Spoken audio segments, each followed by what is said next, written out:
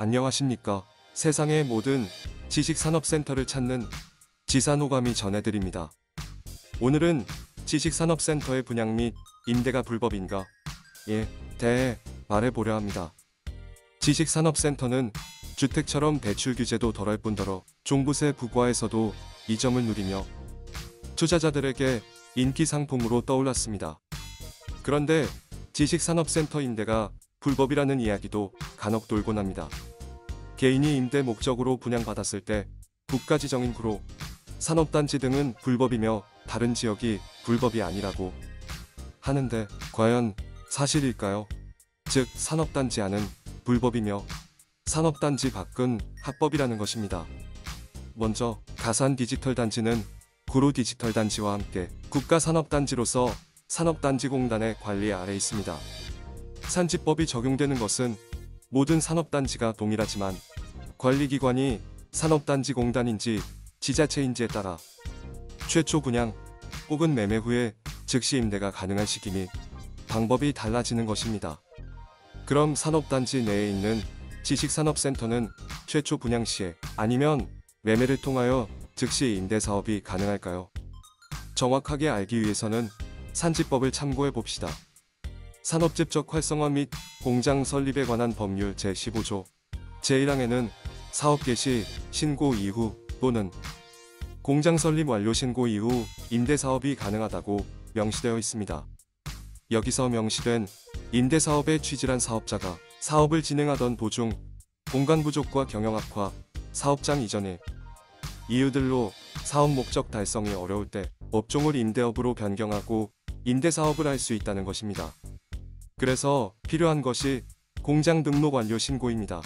신고를 마치려면 공간의 50%의 제조시설을 갖추고 직접 제조를 해야 하고 사업 개시 신고를 하려면 사업진행 증빙 제출 후 산업단지공단지관의 실사심사를 받아야 합니다. 요즘은 이 절차들이 엄격해져 세금 계산서나 용역계약서, 직원급여명세서나 4대 보험가입명세서까지도 필요합니다. 그렇다면 현재 산업단지 내에서 임대사업 중인 업체들은 어떻게 가능했을까요? 방법 중 하나는 실제 사업을 진행하며 여유있게 분양을 받는 것입니다.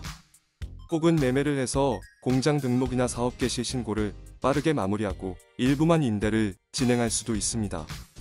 만약 현재 임차인이 있는 상태에서 매매를 하여 어쩔 수 없이 임대사업을 하는 경우도 있을 것입니다. 이는 두 가지 정도 유형이 있는데 해당 호실이 마음에 드는데 다른 임차인 때문에 입주가 불가능한 경우, 그리고 이미 진행되는 사업이 있어서 추가로 면적이 필요한 경우입니다.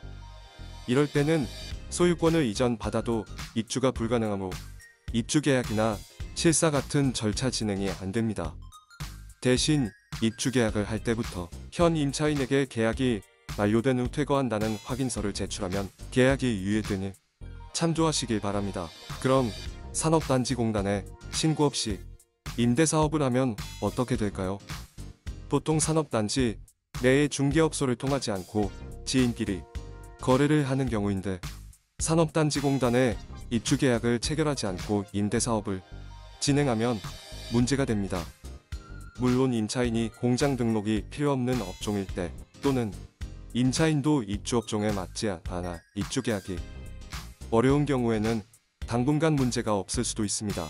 하지만 임차업체가 공장 등록을 요구하거나 입주적 합업종으로 변경하여 입주계약을 원하는 경우 산업단지공단으로 민원이 들어오거나 건물에 우연히 실사를 나온 경우 임대업자가 임차인과 입주계약 자체를 하지 않았을 시 엄중한 처벌을 받게 됩니다.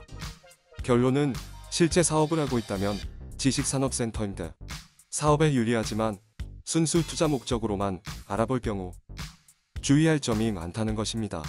지금까지 지산호감이 전해드렸습니다. 그럼 저 지산호감은 또 다른 지식산업센터 정보와 함께 돌아오겠습니다. 감사합니다.